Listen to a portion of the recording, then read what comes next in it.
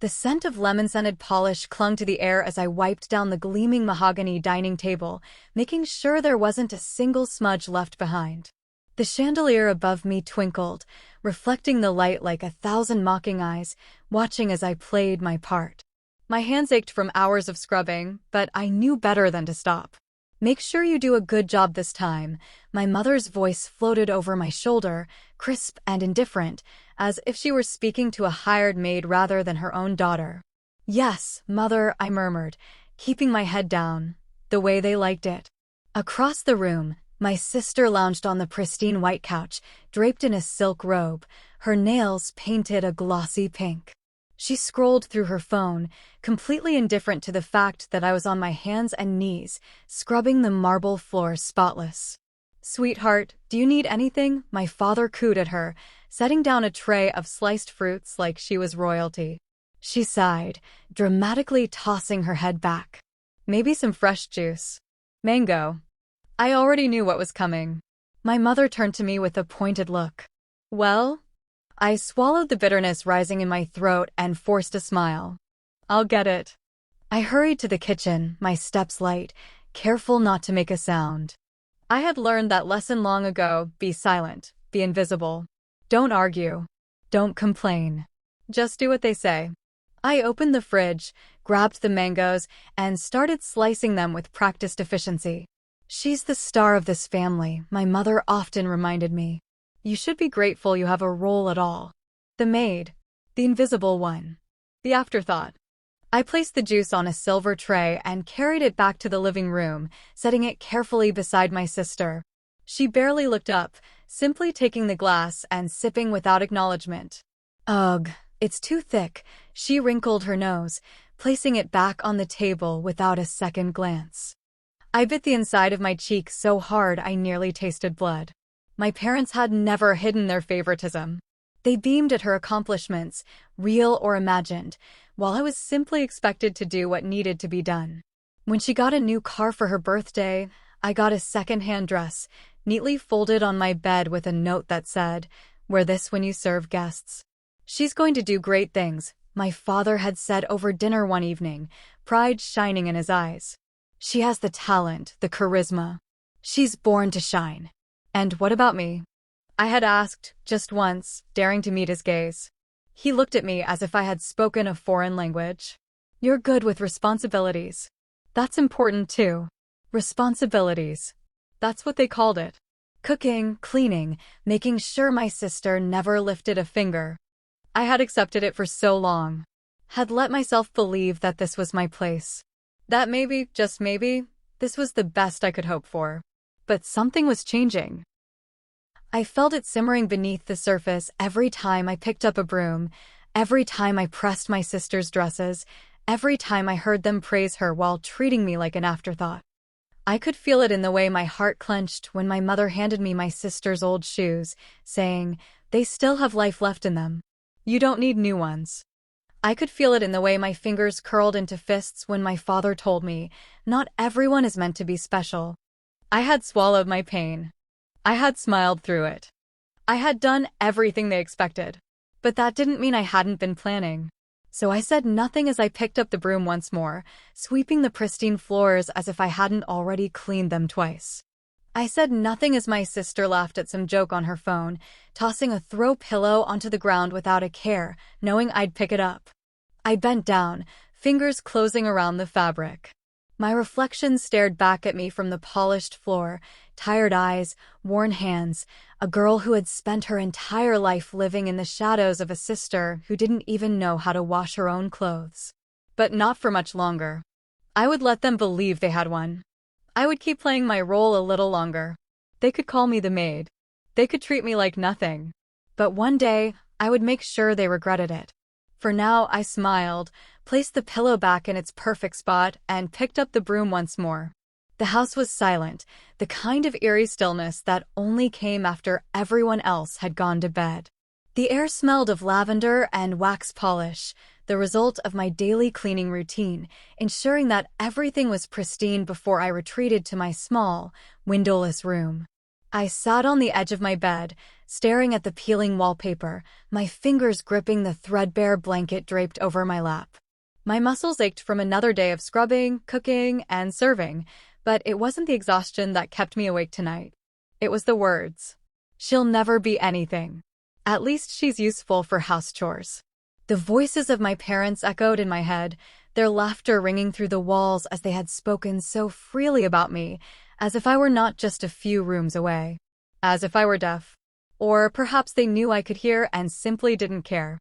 I had been passing by the living room, a folded basket of freshly laundered clothes in my arms, when I heard them talking. I hadn't meant to stop, but something in their voices had made me hesitate, pressing my back against the cool hallway wall, my heart pounding in my chest. She's lucky we keep her around, my mother had said, her tone light, casual, like she was discussing an old piece of furniture that was still somewhat functional. At least she's useful for housework. She was never going to be anything more, my father had agreed, sipping his after-dinner tea. She doesn't have the charisma, the presence. Not like our star. Their star. My sister. The one they had placed on a pedestal from the moment she was born. My hands had clenched so tightly around the basket that my knuckles turned white. The fabric of my sister's freshly folded designer dress crinkled under my grip. I had expected the words to sting, to carve into me like they always had before. But this time, something different happened. The pain came, but so did something else. A slow, smoldering heat. Not rage. Not sorrow. Something more dangerous. More certain. Determination. I let out a breath, forcing my hands to relax, and continued walking down the hall. I had smiled when I handed my sister her clothes. I had nodded obediently when my mother reminded me to iron them first thing in the morning. I had played my role. But inside, something had already changed. Now, sitting in my tiny room, I reached under my bed, pulling out my most valuable possession, an old, second-hand laptop I had begged my parents for on my 16th birthday. They had scoffed, but my father had eventually relented, buying me the cheapest model he could find. They had assumed I would waste my time on social media or meaningless distractions. They had never expected that I would teach myself anything useful. And until tonight, I hadn't. But that was about to change. I opened the laptop, the dim blue glow of the screen illuminating my face as I quickly typed into the search bar. How to start an online business. Pages upon pages of results popped up. My pulse quickened as I clicked the first link. My eyes scanned the words, absorbing information as fast as I could. Affiliate marketing, dropshipping, freelancing, investing. Terms I barely understood, but that would not stop me. I clicked another link. Then another. My fingers moved restlessly against the keyboard as I read, watching videos, absorbing everything I could. Then I typed something else. How to learn coding for free. More pages. More knowledge waiting for me. I clicked. I read. I learned. The hours slipped by unnoticed. Midnight came and went, but I stayed glued to the screen, taking notes, testing free coding exercises, watching business strategy videos. The hunger in my chest grew with every new skill I uncovered, every piece of knowledge that they had never given me, had never thought I was capable of. They had underestimated me. They had convinced themselves that I would always be in the shadows, cleaning up their messes, smiling through their insults. But they were wrong. For years, I had allowed myself to believe that their words defined me, that I was only what they told me I could be. Not anymore. I would learn. I would grow. And one day, I would leave. Not just the house. Not just the role they had forced on me. I would leave behind the version of myself they had shaped, the quiet, obedient girl who never fought back, who swallowed her pain and accepted her place. That girl was dying tonight. And in her place, something new was being born. A girl who was done being invisible. A girl who had just begun her real work. The days passed in a blur, but inside me, everything was changing. I still played my role, still woke up before dawn, still scrubbed the floors until they gleamed, still pressed my sister's expensive dresses until not a wrinkle remained. But now, every task, every command, every dismissive glance from my parents was nothing more than a reminder of why I needed to leave. I became a ghost in my own home, but this time, it was by choice. I moved through the house unnoticed, speaking only when necessary, keeping my head down, not out of submission, but out of strategy. They couldn't suspect anything. At night, when the house was finally silent, I came alive. I slipped out of bed as soon as I was sure my parents were asleep, moving with careful, measured steps toward the desk in my tiny, windowless room. My laptop sat there, the dull glow of the screen illuminating my fingers as they flew over the keyboard. I worked relentlessly. I found online gigs, small, tedious tasks that paid in pennies at first, but I took them without hesitation. I translated documents, transcribed audio files, designed basic graphics. I spent hours teaching myself web development, taking free courses, watching endless tutorials, practicing until my fingers ached. Every night, I stole hours from sleep, working until exhaustion threatened to pull me under. And every morning, I buried the evidence, clearing my browser history, erasing any trace of my progress before slipping back into the role they had assigned me. It wasn't easy. Some nights, I struggled to keep my eyes open as I ironed my sister's clothes. Some mornings, my fingers trembled as I held a tray steady, serving them breakfast. But I never stopped. The money trickled in slowly at first, barely enough to mean anything. But I saved every cent, hoarding it away like a secret treasure, watching as the numbers in my online account began to grow. $50, $100, $500. It wasn't much. Not yet. But it was mine. And more importantly, it was proof. Proof that I could survive outside these walls. Proof that I wasn't bound to this life forever. One night, as I worked in the dim glow of my screen, my heart pounded with the realization that I was almost there. I had been researching rental prices in nearby cities, calculating how much I would need for a deposit for a few months of expenses. The number had seemed impossible at first, but now I was close. So close. I sat back, staring at the screen, my breath coming in uneven bursts. I was going to leave. I wasn't sure what life outside these walls would look like.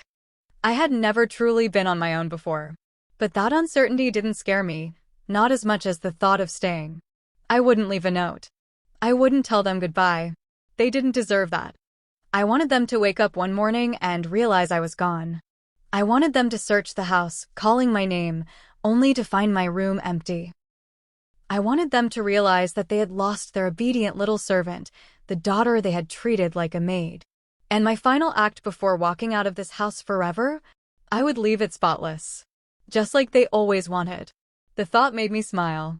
I reached for my phone, checking the account balance one last time. Almost enough. A few more nights.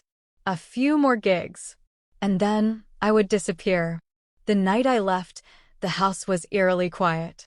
I stood in the doorway of my tiny, windowless room for a long moment, my heart pounding so hard I thought it might wake the entire house. The bag on my shoulder was light, just a few sets of clothes, my old laptop, and every dollar I had managed to save. It wasn't much, but it was enough.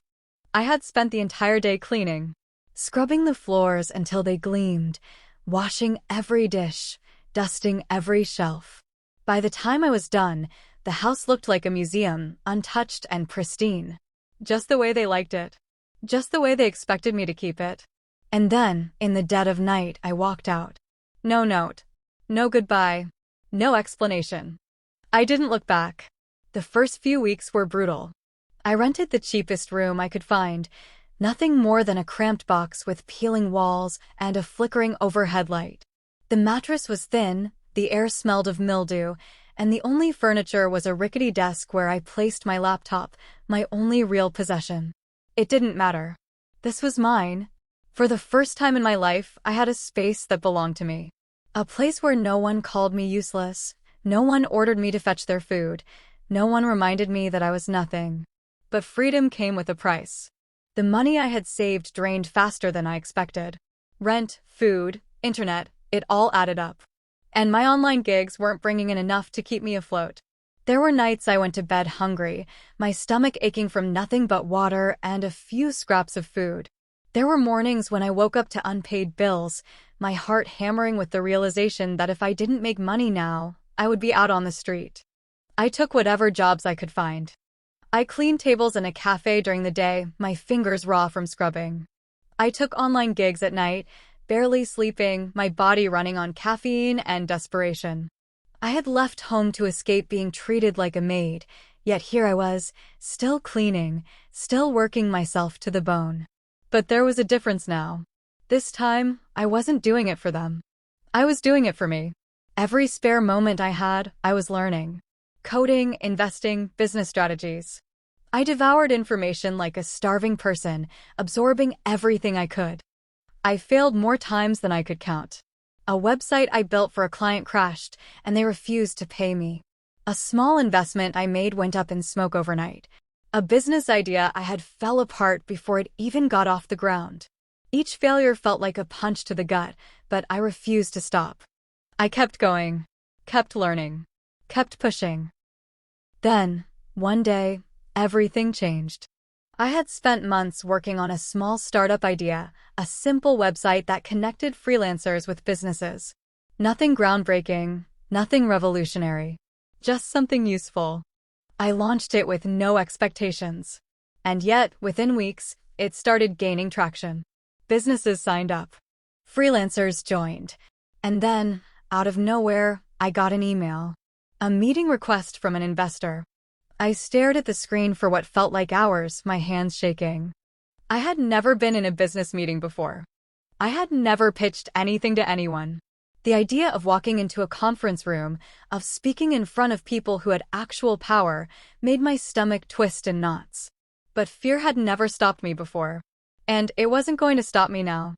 So I put on the only decent outfit I owned, walked into that meeting with my head held high, and for the first time in my life, I made them listen to me. I spoke with confidence, even though my hands trembled under the table. I answered their questions, even though my heart was pounding.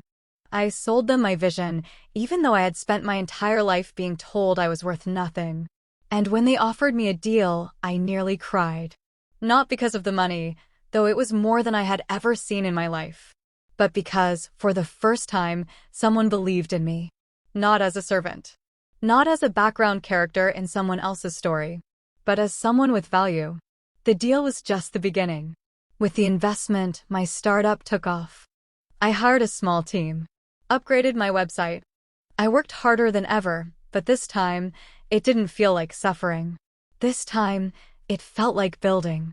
And as the numbers grew, as the success piled up, as my name started to mean something in the business world, I realized something. I had done it. I had proven them wrong. And this was just the beginning. Success felt surreal. My startup, once a simple idea born out of desperation, was now flourishing. Investors were interested. Clients were flooding in. The numbers in my bank account kept growing, proving that I had built something real, something mine. For the first time in my life, I wasn't just surviving. I was thriving.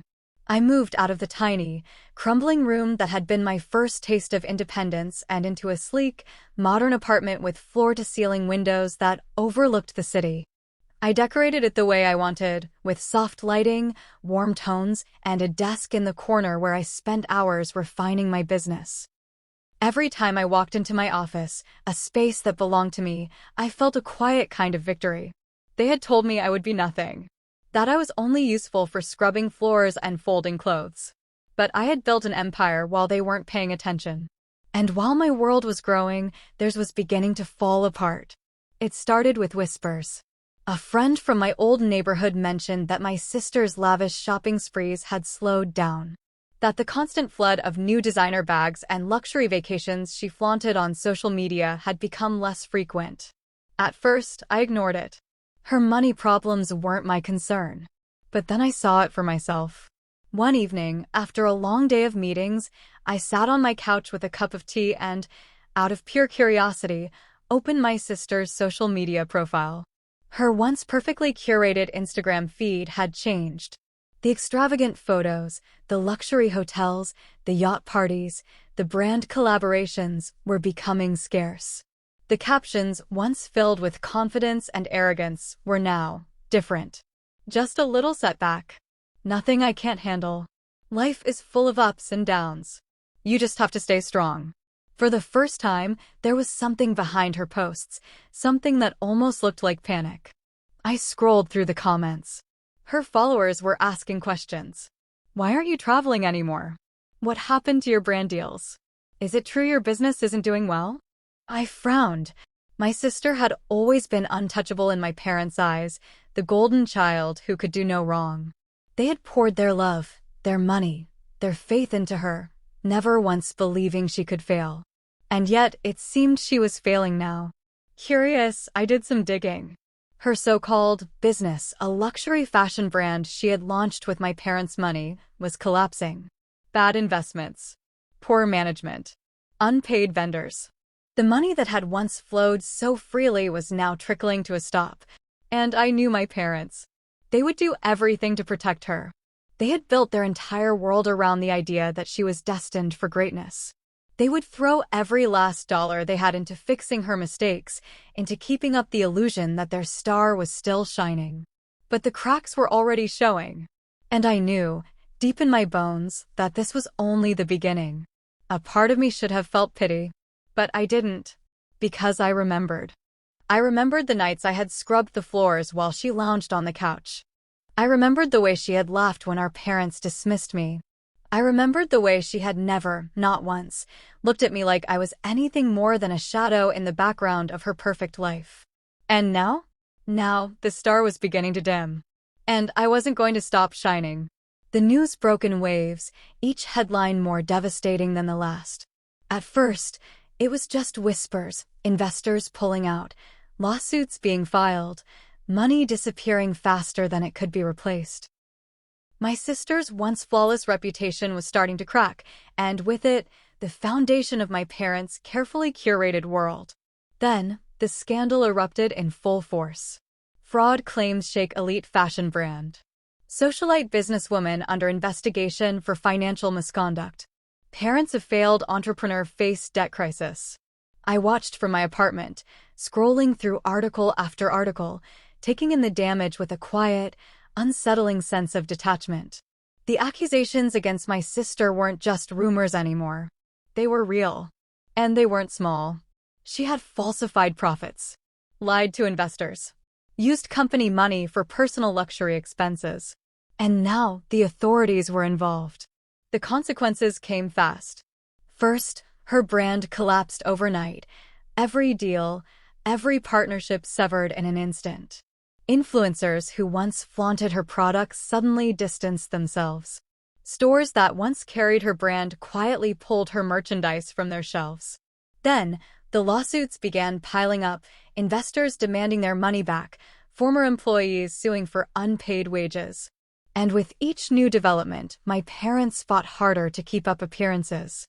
They drained their savings to cover legal fees, pulled strings to delay court hearings, sold whatever assets they could just to keep their names from being dragged through the mud. But money had a way of running out. And when it did, reality hit them like a wrecking ball. Their business, the one they had built years before, the one they had used to fund my sister's extravagant lifestyle, was forced to shut down. The debts were staggering. The house, the massive, pristine house where I had spent years as an invisible servant, was seized by the bank. And suddenly, the people who had once treated me like I was nothing had nothing themselves. I should have felt something. Pity, sadness, sympathy. But all I felt was the cold weight of justice settling in. They had spent years looking down on me, treating me like I was worthless. Now, the world was looking down on them. It didn't take long before they had nowhere left to go. I knew the call was coming before my phone even started buzzing. They had spent their entire lives surrounded by wealth, cushioned by privilege. They had never prepared for what it would mean to fall. And now that they had fallen, they needed a lifeline. They needed me. The phone vibrated against my desk. I let it ring. Then again. And again.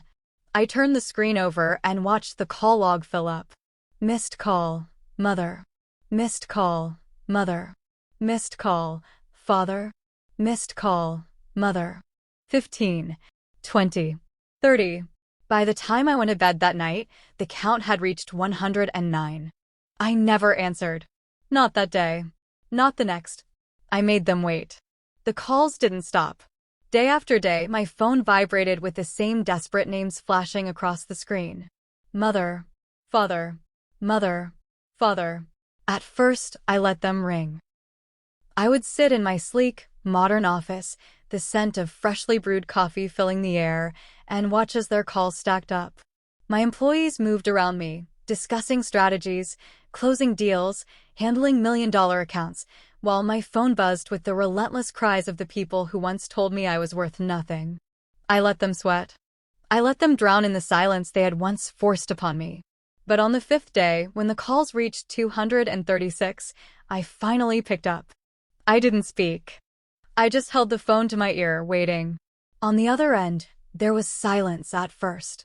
Then a broken, trembling voice. Hello? My mother's voice was hoarse, unfamiliar. There was none of the usual sharpness, none of the cold dismissal. Just desperation. I still said nothing. Please, she whispered. Please, we need you. A part of me wanted to laugh. Not out of cruelty, but out of disbelief. How many times had I needed them? How many times had I swallowed my pride and asked for something as simple as kindness, only to be met with scorn? Now, the roles were reversed. Now, they were the ones begging. Are you there? She asked, her voice cracking. I leaned back in my chair, my fingers drumming against the desk. I'm here. A gasp of relief. Oh, thank God. We didn't know if you'd even pick up. We've been trying for days. I know. My voice was calm, detached. She hesitated. We wouldn't be calling if it wasn't serious. I assumed as much. Another pause. Then, more hesitation. Your sister. I stiffened. Of course, this was about her. It was always about her. She's in trouble, my mother continued. The lawsuits are piling up. She has debts she can't pay. She faltered. We don't have anything left. I didn't respond. Our accounts are frozen. The business is gone. Her voice broke. The house is being taken. Good. I didn't say it out loud, but I thought it. For years, that house had been my prison. A place where I was nothing more than a servant, a shadow in the background of their golden lives. Now, it was nothing but a pile of bricks and bad memories being taken from them the same way they had taken everything from me. We need your help, my mother pleaded. Please. We have no one else. I exhaled slowly. And now you come to me? She swallowed hard. You don't understand. No, I cut her off. You don't understand. For years, I was nothing to you. For years, I was good enough to scrub your floors, wash your clothes, serve your precious daughter, but never good enough to be treated like family. Her breath hitched. That's not. Don't lie to me. My voice was sharp now. You never cared. Not once. And now, because you've lost everything, you want me to save you. There was silence. A heavy, suffocating silence. Then, barely above a whisper, my mother said, please. I closed my eyes. For a brief second, I felt something stir in my chest. Not sympathy. Not guilt. Just a flicker of the girl I used to be. The one who had once longed for their approval, for their love, for any sign that I mattered to them. But that girl was gone. And in her place was a woman who had built herself. Slowly, deliberately, I said, meet me at my office tomorrow. 10 a.m. sharp. A pause. Then, a broken, thank you. I hung up without another word. They had no idea what they were walking into. The next morning, I sat in my office, staring out at the city's skyline. It still amazed me how much my world had changed. The glass walls of my office reflected the woman I had become, powerful, successful, untouchable. And today, for the first time in my life, my parents would have to see me this way. They were coming to me as beggars. There was something poetic about it. I had dressed with precision, choosing a sharp, tailored suit that exuded authority. My hair was sleek, my makeup flawless. When they walked into this office, I wanted them to feel it, to see what they had once dismissed as nothing. At exactly 10 a.m., there was a hesitant knock on my office door. I didn't move right away. Instead, I let them wait.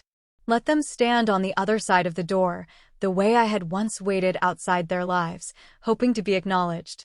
After a long pause, I finally said, "Come in." The door opened slowly, and there they were. My parents looked small. The confidence, the pride, the superiority they had always carried, it was gone. My father had aged in ways I had never noticed before, his once immaculate suit slightly wrinkled, his shoulders slumped. My mother, always pristine, looked like she hadn't slept in days. And then there was her, my sister, the golden child, the favorite, the one who had always looked down on me with effortless arrogance. She wasn't arrogant now. Her designer clothes, ones that were probably paid for with stolen money, hung off her frame like they didn't quite belong. Her once glowing skin looked dull. The weight of her downfall sat heavy on her, and for the first time, I saw fear in her eyes. I leaned back in my chair, studying them, letting the silence stretch between us. My mother was the first to break. "You look," she hesitated, "different." I smiled, slow and deliberate. "I am different." My father cleared his throat. We really appreciate you meeting with us." I said nothing. "We know you must be busy," my mother added quickly. "And we wouldn't have come if it wasn't important." I finally leaned forward, folding my hands on the desk. "Let me guess. You need money." They stiffened. My sister flinched, her fingers tightening around the strap of her designer purse, the last remnant of her former life. My father sighed heavily. We've lost everything." I tilted my head. "And?" My mother's face crumpled. "We need you." The words hung in the air, heavy and desperate. I let them sit with it. I let them feel it. Then, I asked, "Do you know what it's like to need someone?" They exchanged uneasy glances. I didn't give them time to respond. "For years, I needed you," I said, my voice steady. "I needed your love, your support, a sign that I mattered. And every time I needed you, you reminded me that I was nothing." My mother opened her mouth, but I held up a hand, silencing her. "You called me the maid," I continued. "You treated me like I existed only to serve. While you showered her with love and praise, I was nothing but the help." My sister stiffened. "That's not true." I turned my gaze on her, cold and sharp. "Isn't it? Tell me, how many times did you make me iron your clothes? Bring you food? Cover for you when you messed up?" She flinched. My father sighed. "Look, we know we weren't perfect, but this isn't about the past. We're here now because we need you." I leaned back in my chair, studying them. Finally, I said, "And what exactly do you expect me to do?" My mother hesitated. "We need financial help. Just something to get us back on our feet." I raised a brow. "You mean you want me to fix your mistakes?" No one spoke. I let the silence stretch, watching them squirm. Then, slowly, I said, "I will help you." Hope flickered in their eyes. My sister let out a breath of relief. "Oh, thank God." But I interrupted on my terms. Their expressions shifted. My mother swallowed. What do you mean?" I smiled, slow and cruel. "I need cleaning staff." The room went silent. My mother's face went pale. My father tensed. My sister's mouth fell open. You're joking," my sister whispered. I folded my hands neatly on the desk. "Not at all." I let the words settle, watching their horror grow. My mother blinked rapidly, as if trying to process what she was hearing. "You can't be serious." I arched a brow. "I thought you needed work." My sister shot to her feet. "This is humiliating." I tilted my head. "Is it? I cleaned your messes for years. I served you. And now you're too good to do the same?" Her face burned red. My father, silent until now, finally spoke. "You're being cruel." I let out a soft laugh. "No, I'm being fair." No one moved. No one spoke. They had come expecting rescue. Instead, I had given them a choice. And they hated it. For years, I had been beneath them. A shadow. A servant. Now, they were beneath me. And they knew it. Silence filled the room. The weight of my words pressed down on them, suffocating, undeniable. My mother's lips trembled as if she wanted to argue, to protest, to tell me I was being unreasonable. My father's jaw clenched, his fingers twitching at his side. But it was my sister's expression that was the most satisfying, pure, unfiltered rage. For years, she had basked in their adoration, in the golden life they had built for her at my expense. And now? Now she was here, begging me for help. It was poetic. It was justice. My mother was the first to break. "Sweetheart, please." I tilted my head. "Please, what?" Her hands wrung together in her lap, her nails digging into the delicate skin of her fingers. "We're your family." I smiled. Slowly. "Are you?" She flinched. My father cleared his throat, forcing a breath through his nose. "You don't have to do this. We're willing to work with you. We're not asking for charity, just a loan. Something temporary to help us get back on our feet." Alone. Alone.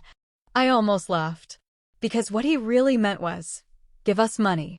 No strings attached. No accountability. Just hand it over, and we'll pretend none of this ever happened. No, that wasn't how this was going to play out. I leaned back in my chair, fingers tapping idly against the polished desk. "You had money once. A lot of it. Where did it all go?" My father tensed. My mother hesitated. "There were investments." I arched a brow. "Bad ones?" She hesitated again. I sighed, tilting my head slightly. "Tell me something, Mother. When I needed help, when I needed you, did you ever once think about giving me a loan?" Her face paled. "When I asked for college tuition, did you lend it to me?" I pressed. "When I needed a laptop for school, did you lend me the money for it?" A heavy, suffocating silence. "I had to beg for that laptop," I said quietly, voice calm but sharp as a blade. "And when I got it, it was a second-hand, outdated piece of junk that you mocked me for even wanting. Meanwhile, you bought her," I gestured toward my sister, "a brand new car just because she wanted it." My sister stiffened but didn't deny it. I continued, my voice turning ice cold. "For years, I was good enough to scrub your floors, wash your clothes, serve you all. But I was never good enough to matter to you." I let the words sink in. Then I smiled again. "So now, I'm giving you exactly what you gave me." I turned my gaze to my father. "You wanted a loan? Consider this a job application." My sister made a strangled noise in the back of her throat. "This is insane." I met her gaze. "Is it?" Her hands curled into fists. "You want us to work for you?" I didn't blink. "That's exactly what I'm saying." She shot to her feet, chair scraping against the floor. "I'd rather die." I smirked. "Then go ahead." Her nostrils flared, but she said nothing. My father exhaled through his nose, slow and measured. "What kind of work?" I let my smirk grow. "Cleaning staff." A sharp inhale. My mother looked like she might faint. "You can't be serious." "Oh, but I am." I turned my laptop toward them and slid it across the desk.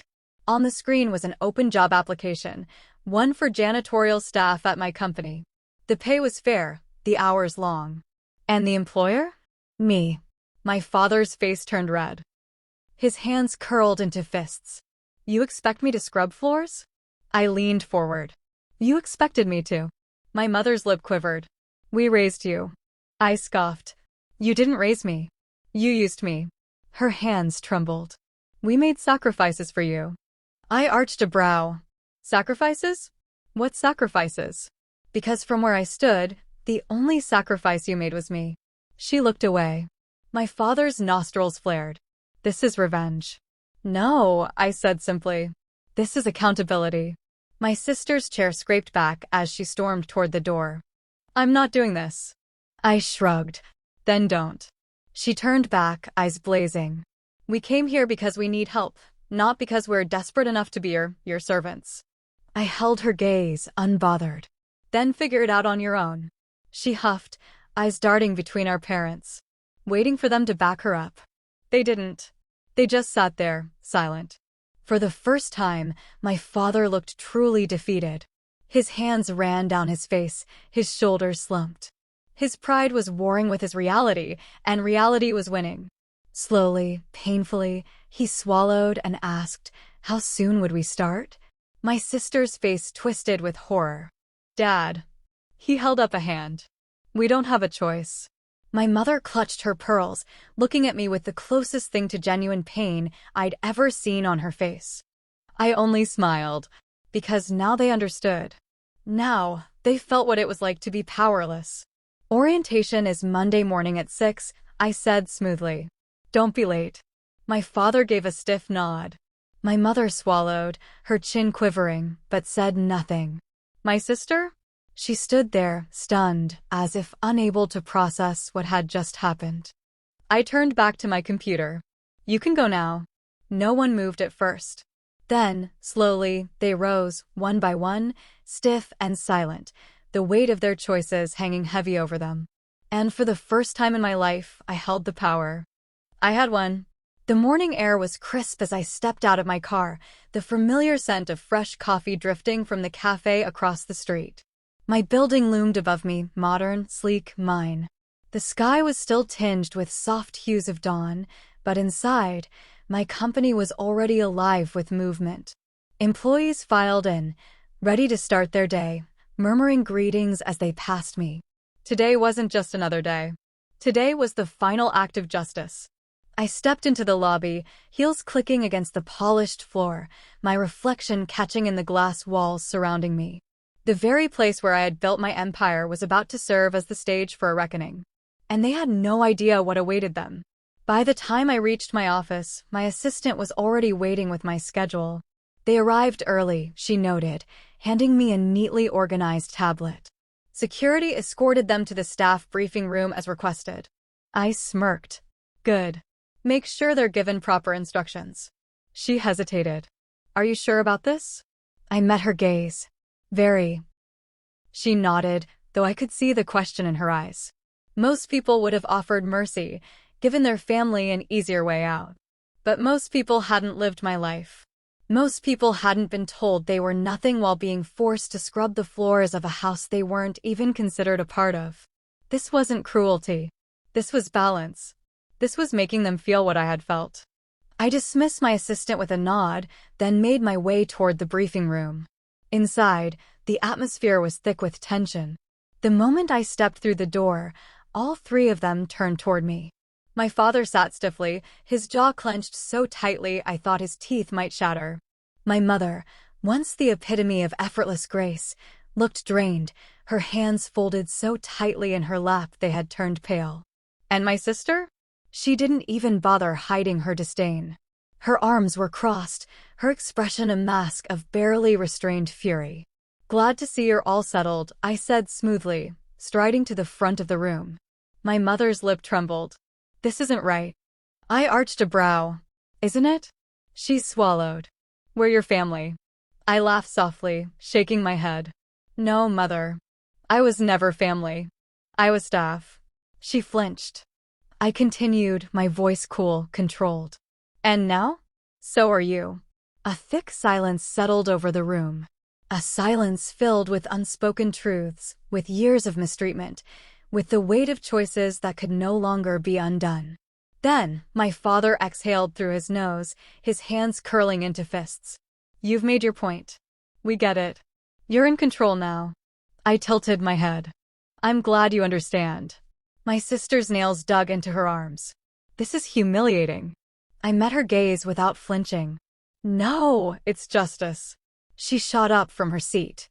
You can't seriously expect us to. I do, I interrupted sharply, my tone leaving no room for argument. Her eyes burned with hatred.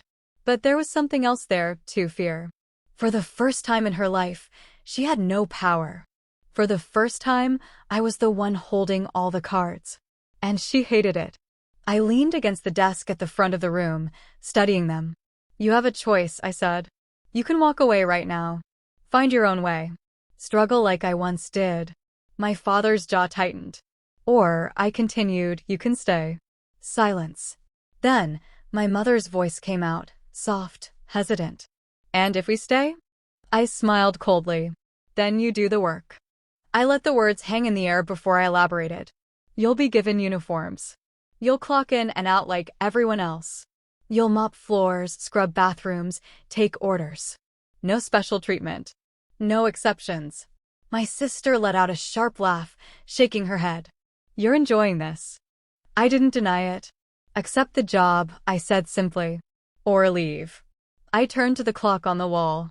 You have 60 seconds to decide. My mother sucked in a breath.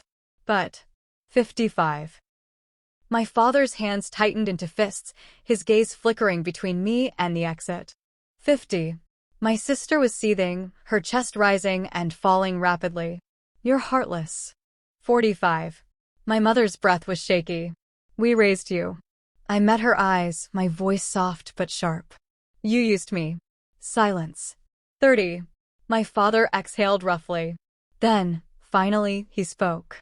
We'll stay. I felt my lips curl into something dangerously close to satisfaction. I turned to my mother. And you? She hesitated. Then, reluctantly, she nodded. Finally, I looked at my sister. Well? Her hands trembled. Her jaw clenched. Her eyes burned into mine. And then, very quietly, she whispered, I hate you. I smiled. I know. And then I handed them their uniforms. I walked through the halls of my company that afternoon, watching them from the corner of my eye. My father, once a powerful businessman, now mopped the very floors I walked on. My mother, always pristine, scrubbed office windows until her hands ached. And my sister, my perfect sister, emptied trash bins, her face twisted with barely contained rage. Once, they had treated me like dirt beneath their feet. Now, they cleaned it. It wasn't revenge. It wasn't cruelty. It was balance. As I passed my sister, she muttered under her breath, You're heartless. I stopped, turned, met her gaze. Then, slowly, I leaned in, close enough that only she could hear me. No, I whispered. And then I smirked. I just finally learned my worth. And with that, I walked away, leaving them to clean up the mess they had created.